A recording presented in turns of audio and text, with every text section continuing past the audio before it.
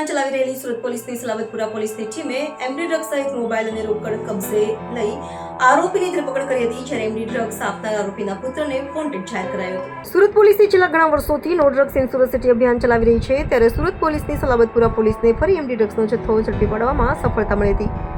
Salabatpura police મથકની team પેટ્રોલિંગમાં હતી, ત્યારે બાતમીના આધારે સલાબતપુરા રાજ ઇમ્પેરિયા માર્કેટવાળા રસ્તા પર કૃષ્ણા માર્કેટની ગેટની બાજુની દિવાલ પાસેથી મહારાષ્ટ્રના નંદુરબારનો અને હાલ સલાબતપુરા ઉમરવાડા બેઠી કોલોની ખાતે રહેતો ખલીલ મુગલુકમાન શેખને ઝડપી પાડ્યો હતો અને તેની ઝડપી લઈ તેના પાસેથી 74,000ની કિંમતનો એમડી ડ્રગ્સનો જથ્થો મળી આવ્યો હતો, જેની પોલીસે એમડી ડ્રગ્સ મોબાઈલ અને રોકડા રૂપિયા સહિતની મત્તા મળી 80,000થી વધુનો મુદ્દામાલ કબજે કર્યો હતો।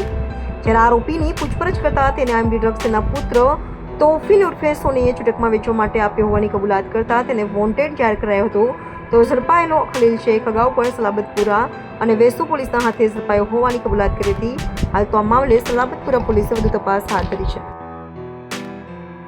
સુરત શહેરના સલાબતપુરા પોલીસ સ્ટેશનની ટીમને ઇન્ફોર્મેશન મળી હતી કે સલાબતપુરા પોલીસ સ્ટેશન વિસ્તારમાં જે રાજહંસ એમ્પિરિયા કરીને જે છે માર્કેટ, એની બાજુમાં એક વ્યક્તિ મેફેડ્રોન ડ્રગ્સ એમડી લઈ અને આવી રહેલ છે અને ત્યાં ઊભો છે। આ પ્રકારની માહિતી મળતા પોલીસે ત્યાં જઈને તપાસ કરી હતી।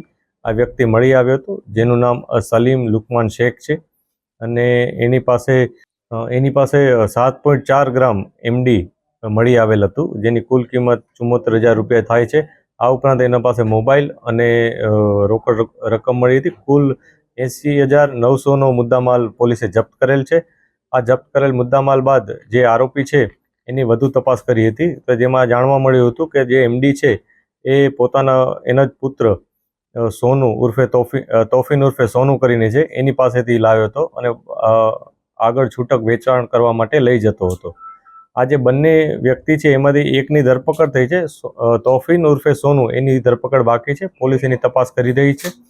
આ ઉપરાંત આ બંને વિરુદ્ધ અગાઉ NDPSનો ગુનો નોંધાયેલ છે અને આ ઉપરાંત એના ઉપર GP એક્ટ 135 વગેરે પ્રકારના ગુનાઓ પણ સલાબતપુરામાં નોંધાયેલ છે।